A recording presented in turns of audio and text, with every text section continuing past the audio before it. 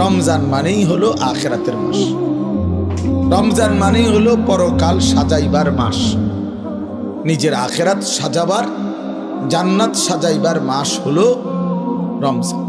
রমজানকে সামনে রেখে আল্লাহ পাক রব্বুল আলামিন ফেরেশতাদেরকে দিয়ে জান্নাত সাজিয়ে দেন, নতুন করে জান্নাত সাজায় রমজানকে সামনে রেখে, জাহান্নামকে বন্ধ করে দেয় এবং সমস্ত শয়তান দুষ্ট জিনগুলোকে শেকলে বন্দী করে দেয়। ইজা দাখালা রমাদান ফুতিহাত আবওয়াবুল জান্নাহ ওয়া গুল্লিকাত আবওয়াবুন নার ওয়া সুলসিলাতিশ শায়াতিন।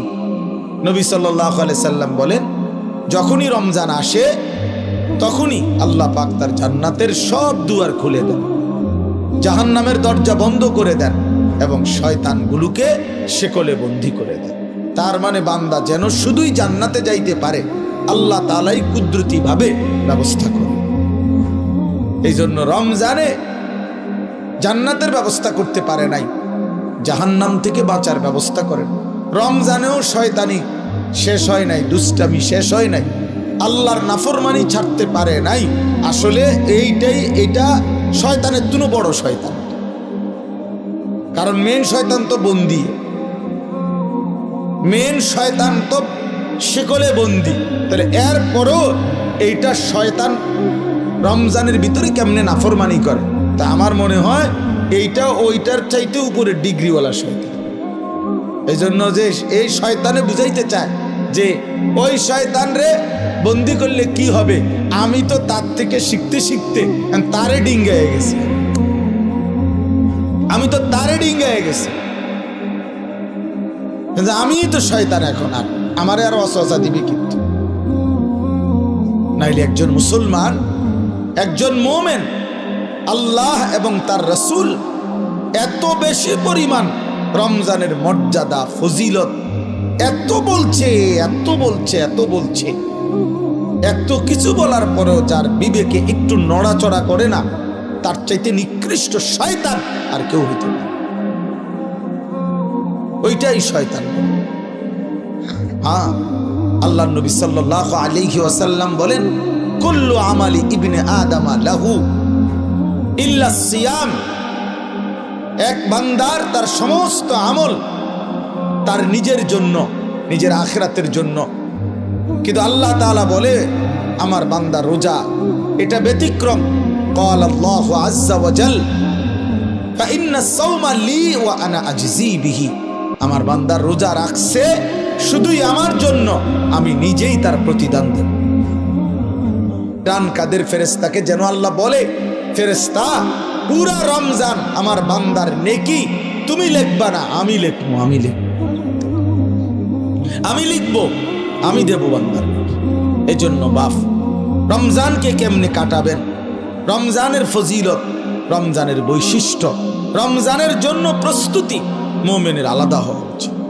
যাদের কলিজায় আখিরাত আছে, যাদের ফিকিরে আছে জান্নাতে যাওয়ার, যারা কবরের আযাব থেকে বাঁচতে চায়, যারা জাহান্নামের আগুন থেকে বাঁচতে চায় বাপ, তাদের জন্য রমজান ভিন্ন কিছু। রমজান মানে আলাদা মাস, রমজান মানে আখিরাতের মাস, রমজান ফিকিরের মাস, মেহনতের মাস, রাত্রি জাগার মাস। রমজান মাসে দিনের বেলা রোজা রাখবে, রাত্রিবেলা রাত্রি জেগে তারাবি পড়বে। আল্লাহ তাআলা এমন ভাবে সাজাইছেন যে বান্দা 30টা দিন তুমি কষ্ট মুজাহাদা পরিশ্রম করে আমার রমজানটাকে কদর করো, 30 দিন পরে আমি আল্লাহ তোমাকে মুত্তাকি বানিয়ে জান্নাতি বানিয়ে দেব, জান্নাতি বানিয়ে। এই জন্য আমরা মাহে রমজানের প্রস্তুতি, আমরা যেন রমজানে রাত্রি জাগতে পারি, আমরা যেন রমজানে রোজা রাখতে পারি, আমরা যেন রমজানে নিজেকে প্রস্তুত নিতে পারি। এই জন্য আল্লাহ তাআলা 15 দিন আগেই আল্লাহ তাআলা যেন আরেকটা প্র্যাকটিক্যাল আমার মধ্যে যেন হিম্মত, আমার মধ্যে যেন রোজার শক্তি, আমার ভিতরে যেন রমজানকে পালন করার মজবুত হিম্মত আসে। এই জন্য আল্লাহ তাআলা রমজানের 15 দিন আগে লাইলাতুন নিসফে মিন শাবান এই রাত্রিটিকেও আল্লাহ দান করেছেন। বলছেন বান্দা শবে বরাত নামের এই লাইলাতুন নিসফে মিন শাবান এই রাত্রিটিতে সারা রাত আল্লাহর বন্দিগিতে জেগে থাকো, পরের দিন রোজা রাখো, এই হিম্মত নিয়া রমজানের মধ্যে আগে বাড়ো। এটা একটা প্রস্তুতি নাও, এটা একটা প্রশিক্ষণ নাও, প্রশিক্ষণ। সেই রাত্রিটাও আগামীকাল আমাদের সামনে, শবে বরাত, লাইলাতুন নিসফে মিন শাবান, অত্যন্ত মহিমান্বিত মর্যাদাপূর্ণ একটি রাত শবে বরাত, যেটা আমরা শব্দটা তো জানি, কিন্তু আমরা যথাযথ বন্দিগি করতে জানি। শবে বরাত এটা আল্লাহ তাআলা আমাদের প্রিয় নবী সাল্লাল্লাহু আলাইহি ওয়াসাল্লামের মাধ্যমে আল্লাহ তাআলা আমাদের জন্য দান করেছেন। হাদিসের মধ্যে আছে হযরত মুআজ ইবনে জাবাল রাদিয়াল্লাহু তাআলা আনহু, সহিহ ইবনে হিব্বান সহ কিতাবেও আছে, এবং মুহাদ্দিসিনে কেরামের বিশ্লেষণে, সব ঘরানার মুহাদ্দিসিন ওনাদের বিশ্লেষণে এই হাদিসটি সহিহ হাদিস। হযরত মুআজ ইবনে জাবাল থেকে বর্ণিত, তিনি বলেন আল্লাহর নবী সাল্লাল্লাহু আলাইহি ওয়াসাল্লাম বলেছেন, ইয়াত্তালিউল্লাহু তাআলা ইলা খালকিহি ফি লাইলাতিন নিসফি মিন শাবান ফায়াগফিরু লিজামিই খালকিহি ইল্লা লিমুশরিকিন আও মুশাহিন।